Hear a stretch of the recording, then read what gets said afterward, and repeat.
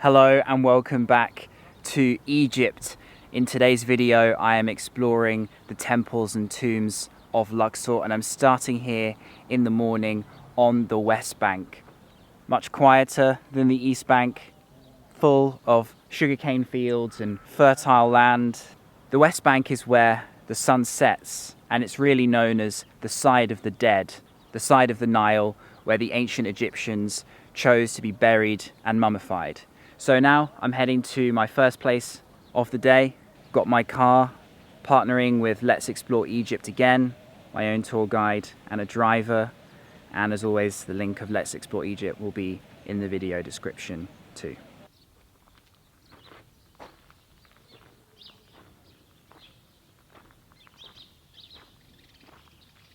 So I'm starting things off here in the West Bank at one of its most underrated sites, Madinet Habu, which is a huge temple, 100 Egyptian pounds to enter, and first thing in the morning it's very, very quiet. Inside I'm about to see what are some of the best colours of anywhere today from ancient Egypt.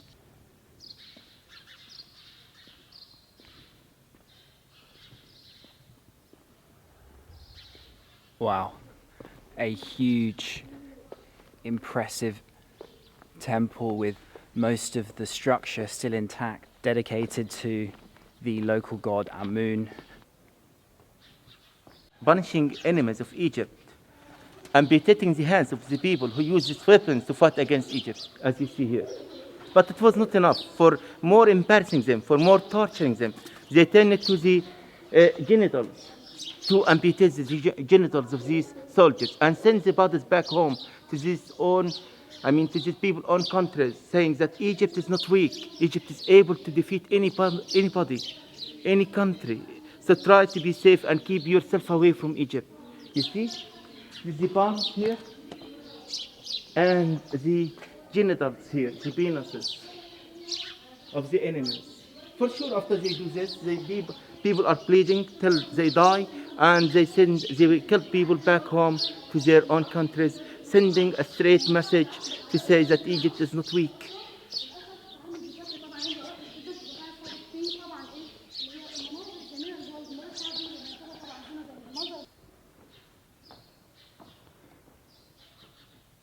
The colour blue representing the Nile and the sky and the gods themselves.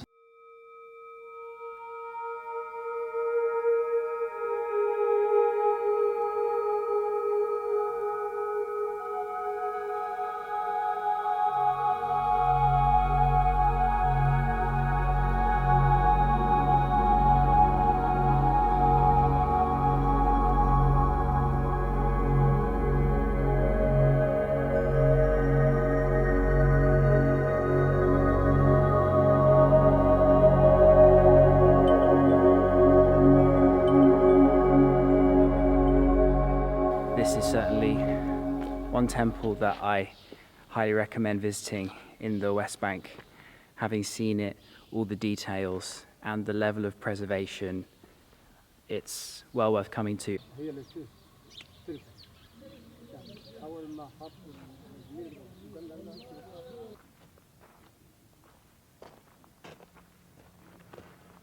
A short trip over and we're now here by the tombs of the nobles, wealthy people who wanted to be buried in the hills. There are up to 400 tombs here, and it's actually one of the least visited attractions on the West Bank, believe it or not, because there is just so much to see. I visited 2 of the nobles' tombs with permission to film inside just one of them.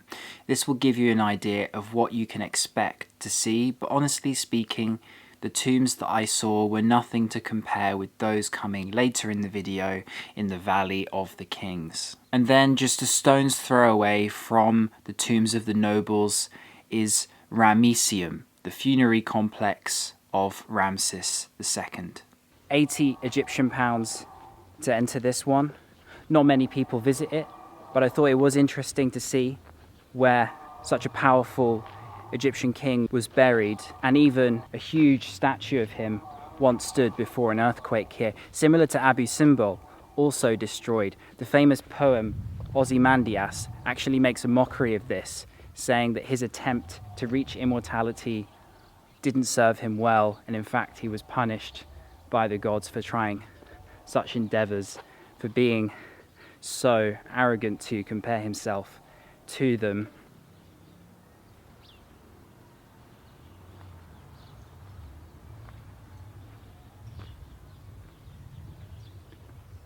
His tomb located at the end,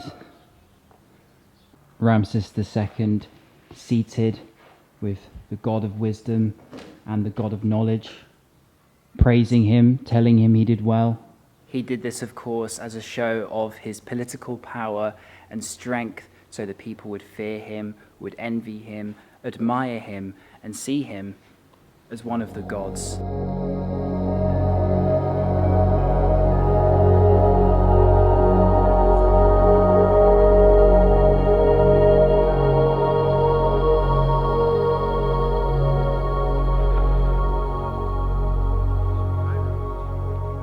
I'm now here at the temple of Queen Hatshepsut, which is possibly one of the most photographed places in Luxor. It is one of the hottest places on earth, this entire area, this valley just here, dramatically positioned at the bottom of these limestone cliffs. It was carved out of the rock, creating this quite unique facade that is a style you won't find in many other places in Egypt today.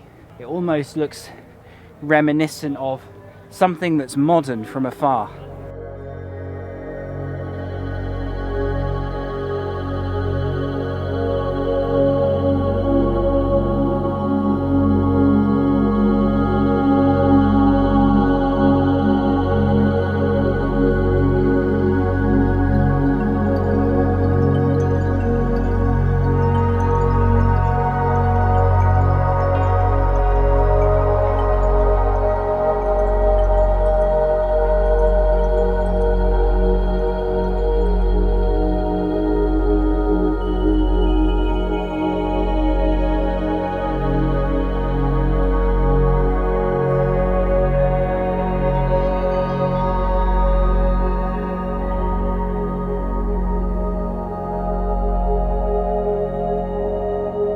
Granite or limestone, it doesn't matter.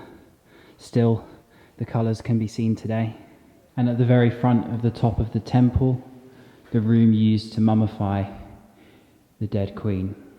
And look at the offering table, had everything except people, even cows. So we did not worship the cow itself, just to show the god as a kind cow, like any kind mom. Look at the pretty colors. All the colors here are the original colors. We never touched them. Since 3,500 years ago, the colors are still in a good condition. And the offering table contains everything except human sacrifice. We had no human sacrifice in our early culture. From the top, the view of the valley below. Next is the Valley of the Kings, which is not in the same location. It's on the other side of these great limestone cliffs, and I'll be visiting them next after hopping back in the car.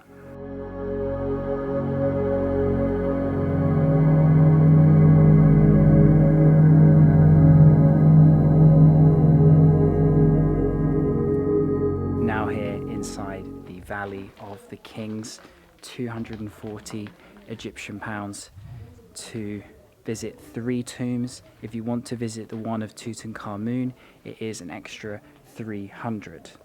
Photography and videoing is forbidden inside, but if you buy a photography ticket for an extra 300, you might be able to get away with it. I'm about to go in now. 63 royal tombs at this site, and one of the most famous places in Egypt. Excruciatingly hot, but I'm going to step inside now and visit a few of them and hopefully get some shots for you.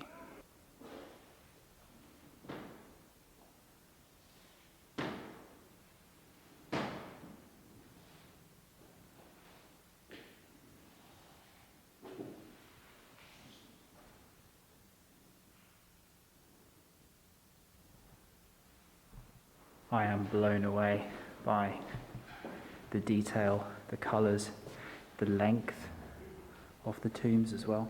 I did manage to get some shots inside most of the tombs, but as you can imagine, vlogging was not very well accepted. Now, I would honestly say that these tombs were probably among the very best of all the ancient sites I've seen in Egypt. The shafts are long and they run deep with sharp painted colours at every turn of the head. Most of the tombs have a similar look and pattern aside from that of the boy king Tutankhamun, which is the only one I wasn't able to get my own footage of inside. So what you're seeing now are pictures I've taken from the internet.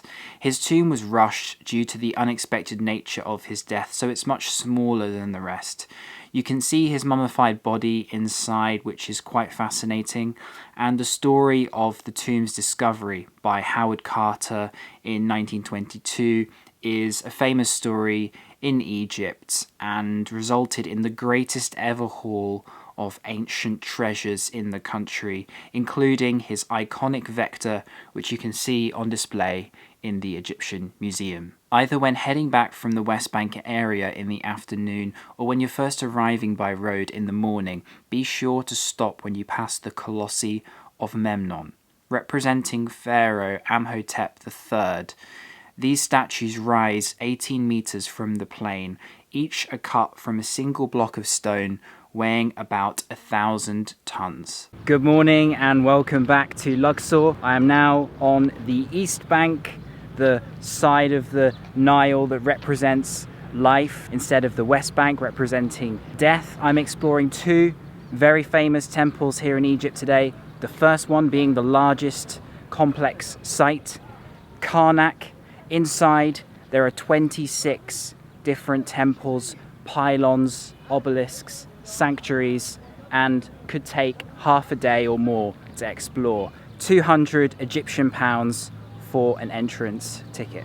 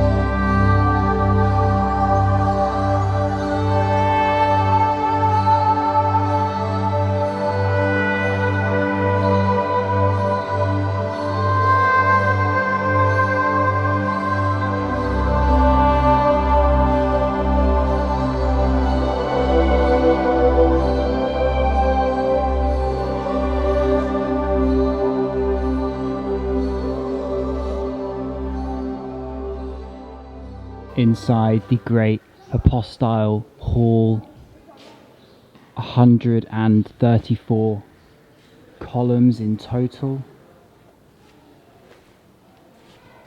Each avenue the same distance in the middle between each of the columns. In the middle, the columns are larger than the outside, illustrating that the closer to the Nile that you were, the better your life. The closer you are to God, the more fertile the land, and the less civilized you are, the further away from the Nile that you live. Like some of the other places you've seen in this video, all of this would have been brightly painted, including the rooftops, which still have some color today, but absolutely mesmerizing to imagine it as it was.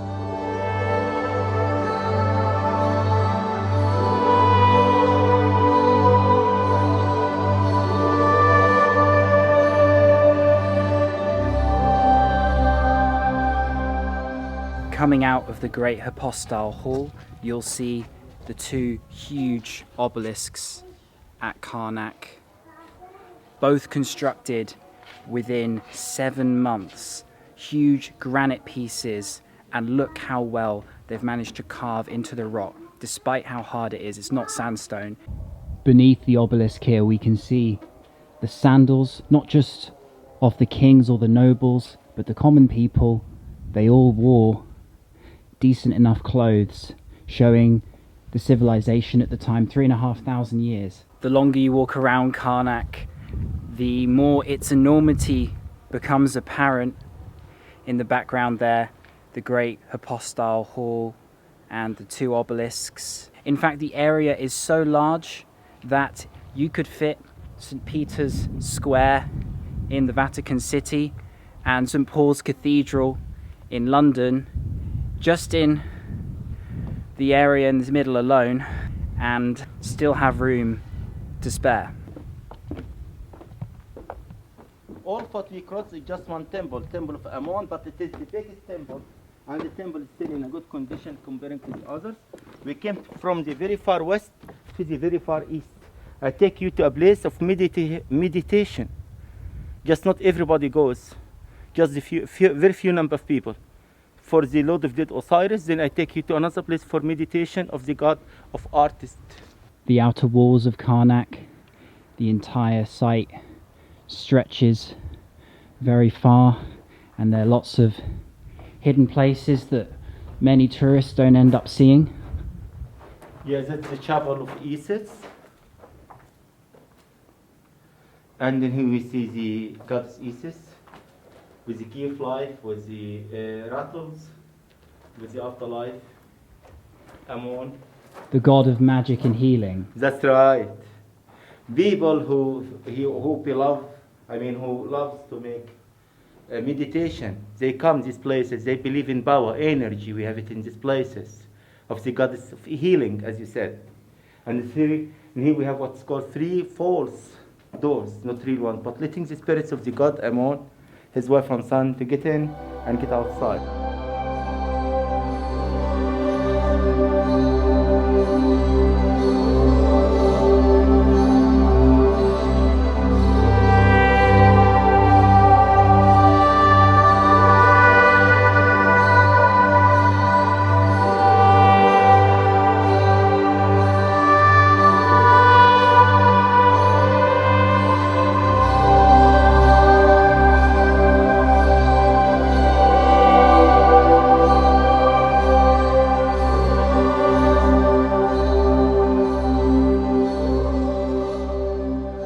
Having finished at Karnak Temple, there is one more thing today to see before I end this Luxor video. I know there's been a lot of temples and tombs, but I'm right in front of it now at a restaurant in the center of Luxor. Amazing view.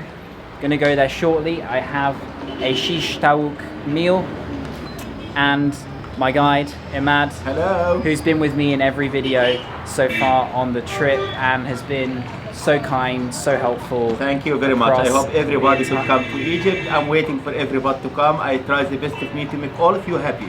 The link of Let's Explore Egypt is going to be in the video description, as I've mentioned a few times in the various videos. Now here inside the last place of today, Luxor Temple, breathtaking, right at the heart of the touristy town, and it was largely built during the era of the New Kingdom.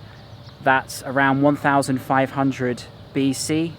And behind me, the incredible avenue of sphinxes, a 3-kilometer walkway linking Karnak, where I just came from, with Luxor Temple here. And the two of them on each side, you can see the closest sphinxes to the temple. The rest in the middle have yet to be excavated, but once they are, tourists will physically be able to walk the entire 3 kilometers, if they want to, through the avenue of sphinxes. As we walk up to the incredibly well-preserved facade and statues of Luxor Temple, we'll see its might in greater detail.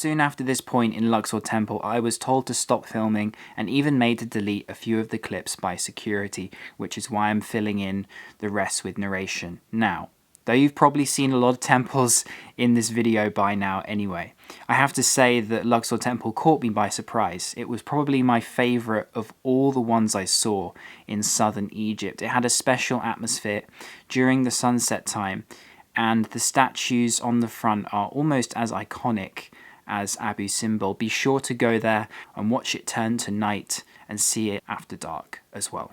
After Luxor Temple, be sure not to miss out on Luxor Museum, a short walk away along the East Bank. It's worth visiting this museum alone just for one piece in particular, the incredible sculpture of Thutmose III. It's so good that it looks as if the statue is living and breathing. There are also lots of other interesting bits in Luxor Museum, most of which were taken from the area surrounding Luxor. So that's all for this video and my trip around Upper Egypt. I still have a few more vlogs coming from the country, a different side of Egypt, such as the Siwar Oasis in the far west of the country by the Libyan border, and also a video from Sinai. So stay tuned, all of that coming, and until then, peace.